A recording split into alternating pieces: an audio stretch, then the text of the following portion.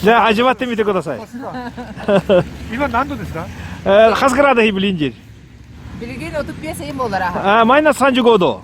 Anladım ne bol batak. あったかいです。寒くない。Мороженое Япония хамайтым не будет его лачины. アイスクリームの温度は日本で何度ぐらいでしょうね。いや18度じゃないかな。Это холодильник температурадан 10 тенер такая градус владеет. Tere onunla hiyem barangın. Kaydağı bitiyor ne terere? じゃあ味わってみて、マイナス35度アイスクリームの味を教えてください。Kahane balıktım diye ne moroz ne hiyebdin de. こういう真冬でアイスクリーム食べたことあるんですか？初めて。いアンバスタンジル。や、日本はあるけど、Япония тымныга ечим гына мыран. Ага. Тымныга сечим гына мыран.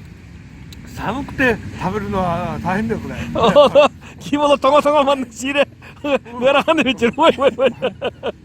Oğlar hiller de tabandı bir. 子供たちは平気で食べるんですよ、アイスクリームを。